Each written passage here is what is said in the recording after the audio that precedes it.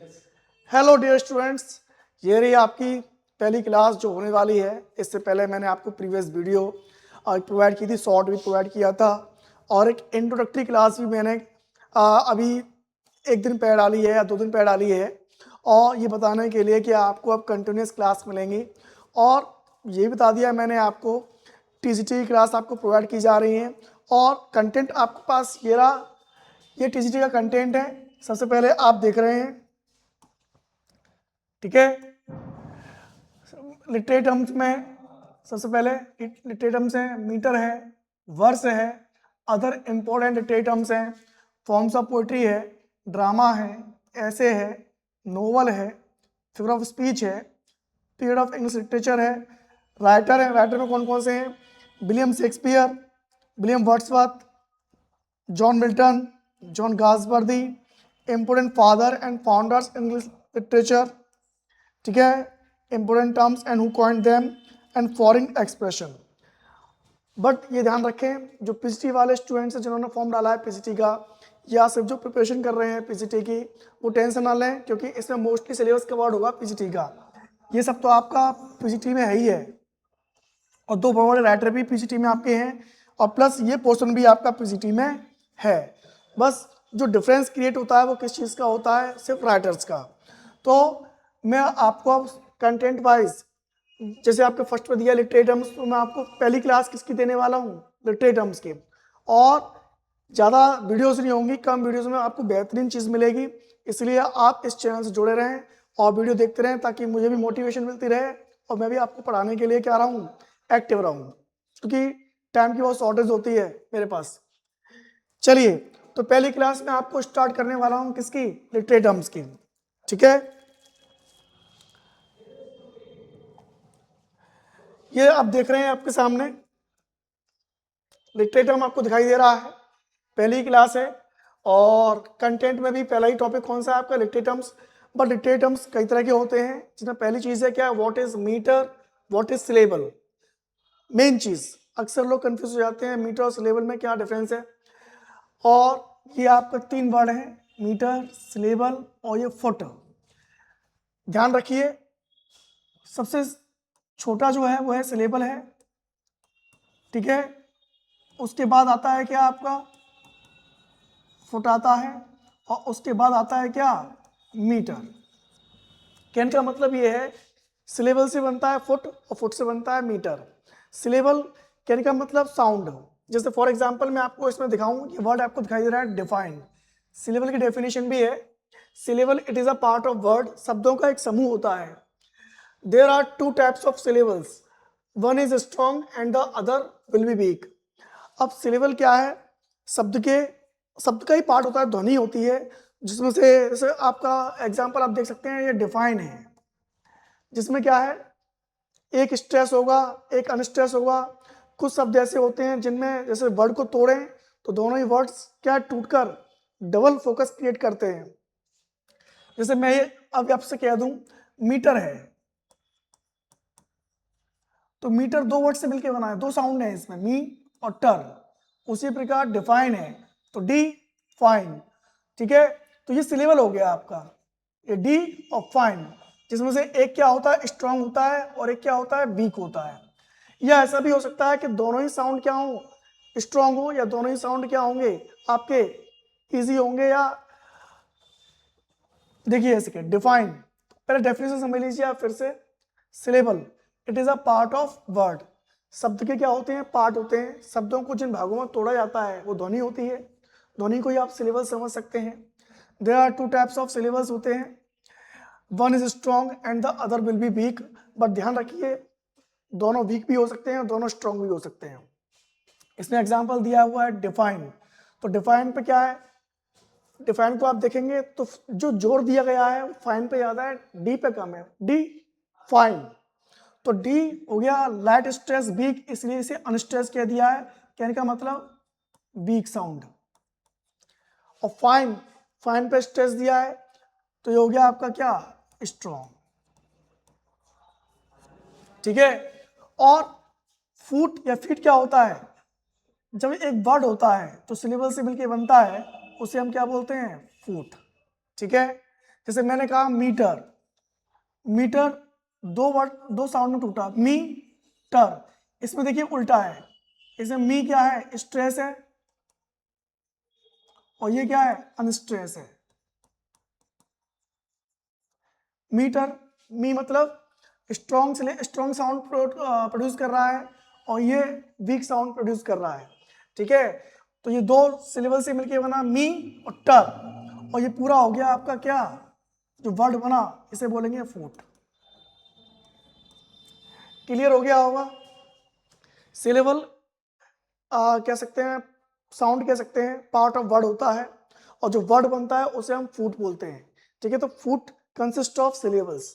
ठीक है, तो जो एक फुट मतलब पद होता है, और पद किससे बनता है, ध्वनि से। ये हो गया पूरा आपका फुट, और ये हो गया इसमें साउंड हो गए डी फाइन, ये हो गया आपका सिलेबल।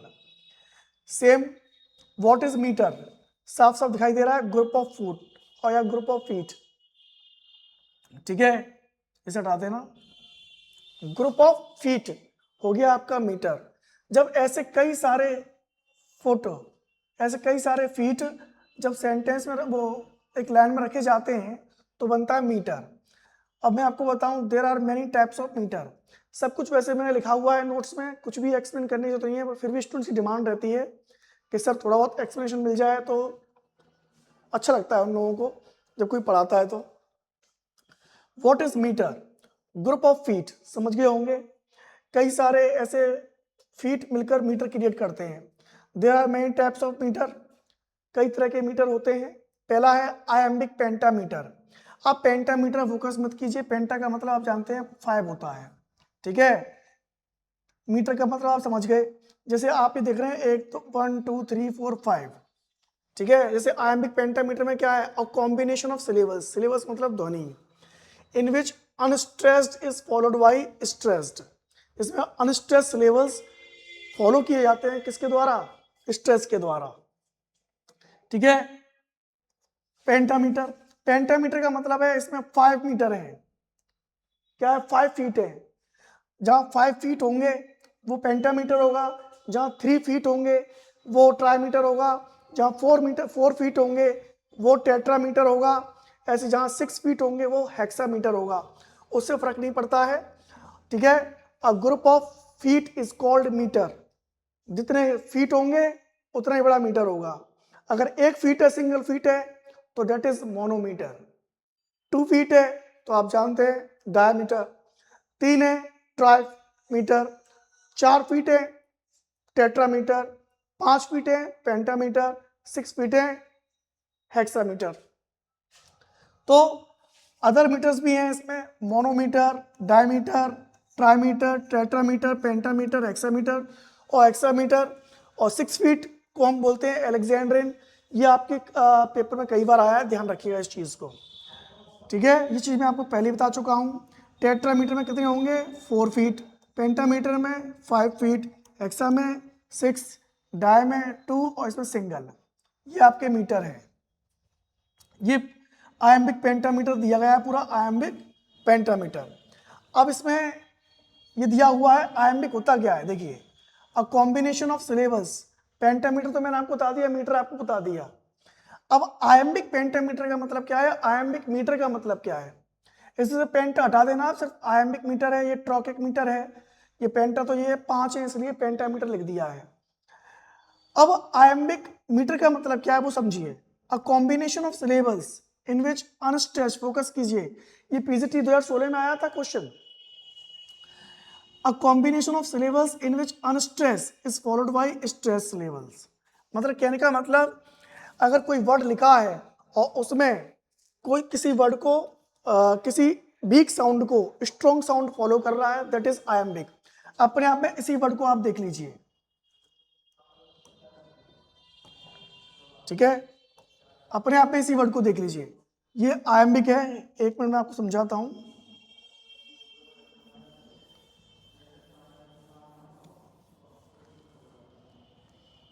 आयम्बिक को समझिए। ठीक है,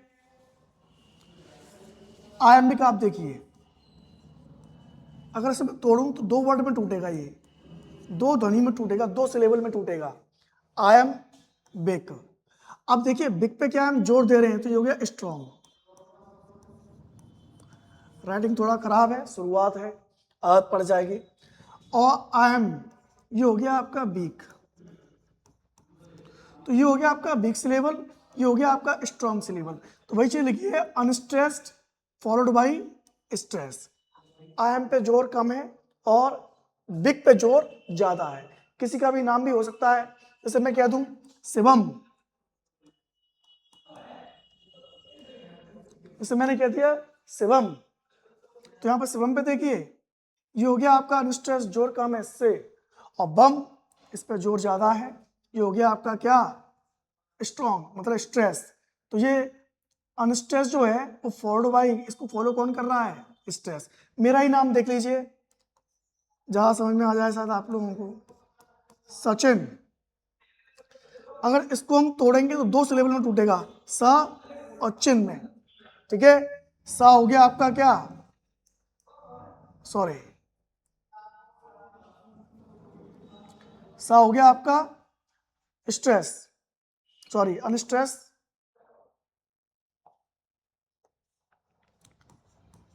सा हो गया आपका अनस्ट्रेस्ड, और चिन हो गया आपका क्या, स्ट्रेस्ड। चाहे अनस्ट्रेस कह लीजिए, चाहे वीक कह लीजिए, चाहे स्ट्रेस कह लीजिए, चाहे हार्ड कह लीजिए, चाहे स्ट्रॉन्ग कह लीजिए, एक ही बात है, वह शब्द चेंज है। तो ये होता है आयम्बिक, जहां एक कमजोर ध्वनि को एक हार्ड ध्वनि से ज्यादा फॉलो किया जाता है, हार्ड ध्वनि से, ठीक है। आपकी भाषा में कहें तो अनस्ट्रेस फॉलोड बाई स्ट्रेस, या वीक फॉलोड बाई स्ट्रॉन्ग, ठीक है। ये हो गया आयम्बिक पेंटामीटर। उसके बाद आगे देखिए, नेक्स्ट ट्रोकाइक।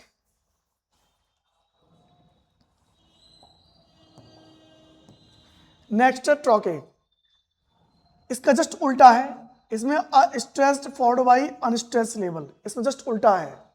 इसमें स्ट्रेस को फॉलो करता है अनस्ट्रेस। आयम्बिक में क्या था, अनस्ट्रेस्ड फॉलोड बाई स्ट्रेस था। देखिए इसलिए दिया है पोइट, तो पो पर क्या है, फोर्स ज्यादा है और इट पे कम है, इसलिए पो हो गया स्ट्रेस्ड और इट हो गया क्या, अनस्ट्रेस्ड। उनके एग्जाम्पल भी दिए हुए हैं। थर्ड है spondee, two successive syllables with equal strong stresses. कहने का मतलब, अगर स्पॉन्डी को ही देख लें हम, तो इसको हम तोड़ेंगे तो टू पार्ट में टूटेगा, और दोनों पे क्या है, स्ट्रेस है हमारा, दोनों ही क्या है, स्ट्रॉन्ग सिलेबल है, ये भी स्ट्रॉन्ग है, ये भी स्ट्रॉन्ग है, means it means both are stress syllables, that's why this is two successive syllables with equal strong stresses, ठीक है। डाउन टाउन, ये भी स्ट्रेस्ड है और ये भी क्या है, स्ट्रेस्ड है, ठीक है। नेक्स्ट देखिए नंबर 4, डेक्टिल, ठीक है। Dactyl, stressed followed by two unstressed, इसमें 3 सिलेबल्स हैं। क्या लिखा है, stressed followed by two unstressed. Poetry, अब पो पे फोकस ज्यादा है, पो पे फोर्स ज्यादा है, पो हो गया स्ट्रॉन्ग सिलेबल, और इट रे, ये हो गए both are unstressed syllable, poetry. ऐसा किसी का नाम भी हो सकता है, ठीक है। जैसे ब्यूटीफुल देख लें हम, इसमें 3 सिलेबल्स हैं, ब्यूटीफुल। अगर देखा जाए तो stressed, stressed followed by two unstressed, B पे फोकस ज्यादा है, स्ट्रेस्ड है, और टी अनस्ट्रेस्ड है। नहीं, इसे थोड़ा ये अलग हो गया, इसका नहीं है। पोएट्री, आप क्लियर हो गया, ये वाला तो क्लियर हो गया। उसके बाद देखिए नेक्स्ट, देखिए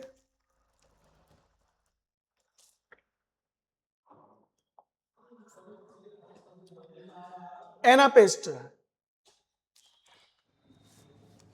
to unstressed syllables followed by stressed syllables.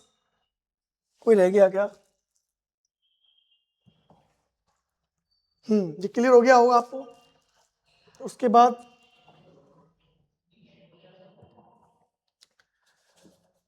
Anapaest, इसमें भी सेम कंडीशन है, two unstressed syllabus followed by stressed syllabus. मतलब टू अनस्ट्रेस मतलब क्या है, इन पर ये आपके वैसे हैं स्ट्रेस वाले अनस्ट्रेस्ड, इसलिए इसमें क्या आएगा, ये टू अनस्ट्रेस्ड सिलेबस है फॉलोड बाय स्ट्रेस्ड, ये अनस्ट्रेस्ड है, ये बिग साउंड है, और ये followed by strong sound understand. ये अन पे फोकस, अन पे फोर्स कम है, डर पे फोर्स कम है, स्टैंड पे फोर्स ज्यादा है, इसलिए ये हो गया एनापेस्ट। अगर एनापेस्ट को भी तोड़ेंगे आप, ठीक है, तो देखिए एनापेस्ट 3 भागों में टूटेगा, तो इसलिए two unstressed syllabus followed by stressed syllabus. Stress का मतलब इस तरह समझिए कि जो वीक साउंड है वो अनस्ट्रेस्ड है, और जो स्ट्रॉन्ग साउंड है वो क्या है आपका स्ट्रेस्ड है, और जो वीक साउंड है वो क्या है अनस्ट्रेस्ड है। उसके बाद है एम्फीब्रैकिक, अनस्ट्रेस्ड, स्ट्रेस्ड, अनस्ट्रेस्ड। जैसे इसमें एग्जांपल देख सकते हैं, अगर जैसे किसी का नाम सोच लीजिए, इसमें क्या नाम हो सकता है, अगर इंटेलिजेंट है तो किस में जाएगा, इंटेलिजेंट है। अब इंटेलिजेंट में अगर फोर्स लगाया जाए तो जेंट पे फोर्स है, ठीक है, तो ये तो उसमें जा नहीं सकता।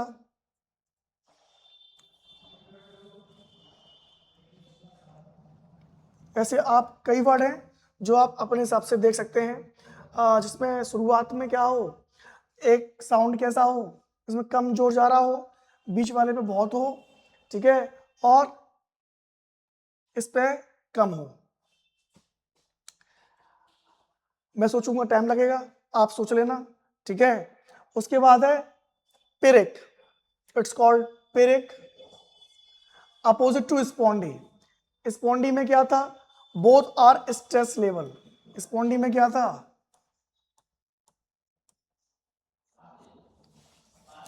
ठीक है, स्पॉन्डी में दोनों पे क्या था, स्ट्रेस लेवल्स थे। जैसे किसी का नाम हो गया सीमा, तो सीमा हो गया स्पॉन्डी, क्योंकि सी पे ही फोकस फोर्स ज्यादा है और मी पे ही फोर्स ज्यादा है। और पिरिक में क्या है, जस्ट अपोजिट है, क्या है, जस्ट अपोजिट है। जैसे मैं कह दूं रिम, या कुछ और कह दूं,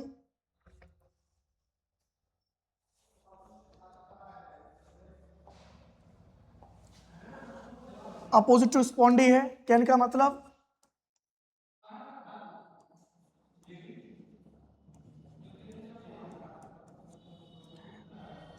एक ये हो गया साउंड, एक ये साउंड हो गया, और बोथ आर अनस्ट्रेस्ड हैं, लाइट लेवल्स हैं, वीक हैं। इस पे भी फोर्स कम है और उस पे भी क्या है, फोर्स आपका बिल्कुल कम है, इसलिए ये हो गया क्या, इसलिए दिया हुआ अपोजिट टू स्पॉन्डी, क्योंकि both are unstress levels in spirit and both are stress levels in spondee, ठीक है। ये आपका था मीटर, सॉरी ये था आपका सिलेबस, क्लियर।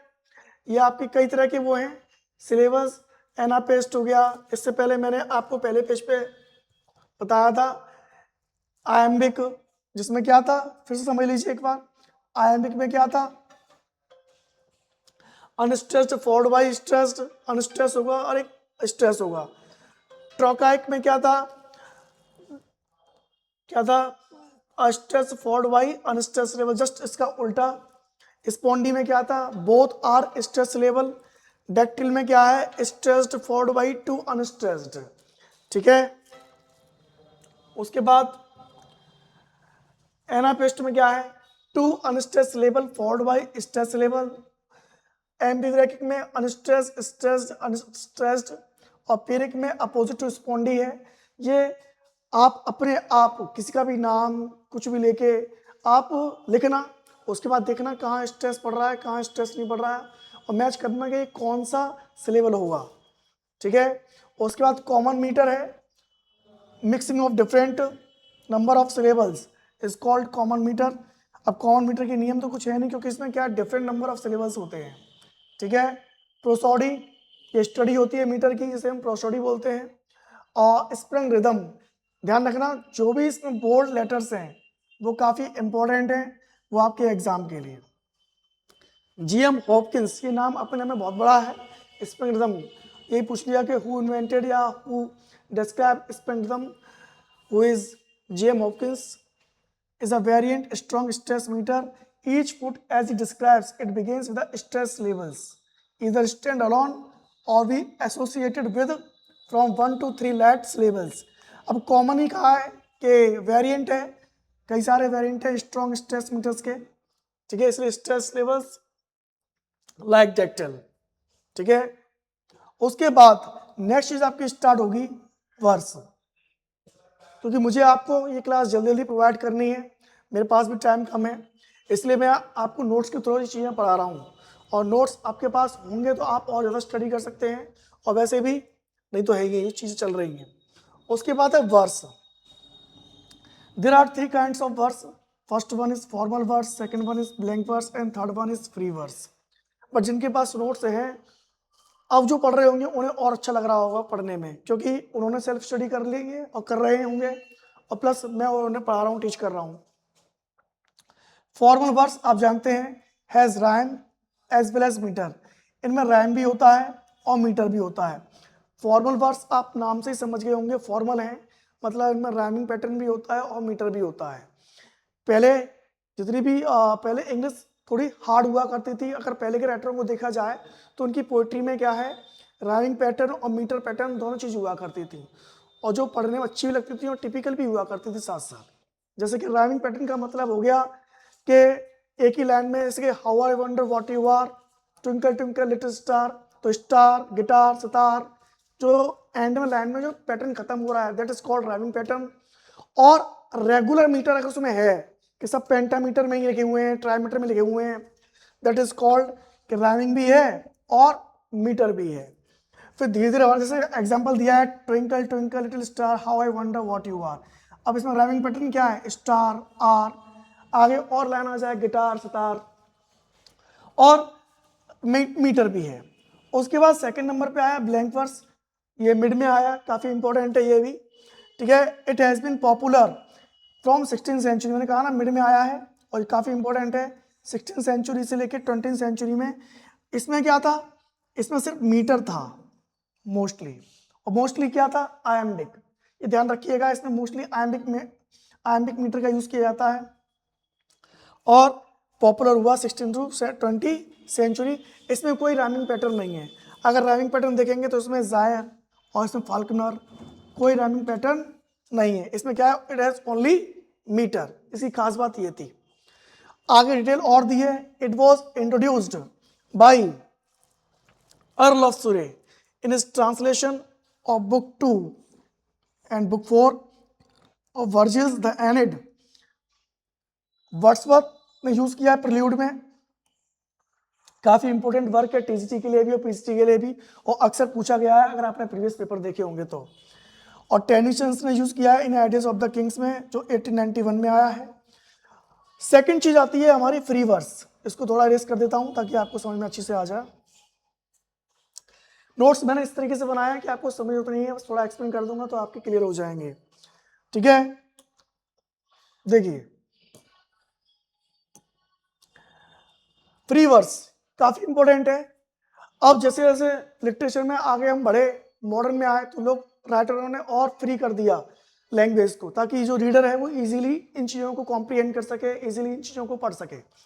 तो इसलिए देखिए sometimes refer to as open form, इसके नेम बहुत इंपॉर्टेंट है, ओपन फॉर्म ही बोलते हैं, और बाय द फ्रेंच वर्स लिवर, ठीक है, इस चीज़ को ध्यान रखिएगा। It has no rhyme, no rhyming pattern, no metre, मतलब नो राइमिंग पैटर्न है, नो मीटर, मतलब आराम से लिखिए लैंग्वेज को आप, पोइट्री को, कोई टेंशन नहीं है, जिससे कि आसानी से रीडर आपका पढ़ सके। विटमैन, वॉल्ट विटमैन, जो पीजीटी वाले जानते होंगे, वॉल्ट विटमैन कितना इंपॉर्टेंट टॉपिक है, is known as the father of free verse, इनको फ्री वर्स का पिता कहा जाता है वॉल्ट विटमैन को। आपने इंटरमैन की एक पोएम पढ़ी होगी, O Captain my Captain, Abraham Lincoln, काफी अच्छी पोएम थी। और टीएस एलियट ने इसको यूज किया है किसमें, अपने वेस्टलैंड में, द लव सॉन्ग में एंड विटमैन ने यूज़ किया अपने लीव ऑफ ग्रास, जो एक कलेक्शन है, ये पीजीटी वालों को मालूम होगा, बट ध्यान रखिए टीजीटी वाले ये सब चीज़ें आपके लिए इंपॉर्टेंट है और पीजीटी वालों के लिए भी इंपॉर्टेंट है, क्योंकि ये दोनों चीज़ क्या है, कॉमन है। ये रही आपकी क्लास। लिटरेरी टर्म्स में मैंने आपको मीटर सिलेबस पढ़ाया और वर्स पढ़ाया। एक क्लास में इतना सब कुछ मिल गया आपको कम समय में। इस चीज़ को स्टडी कीजिए, आगे वाली क्लास आपको जल्द मिलने वाली है। Thank you.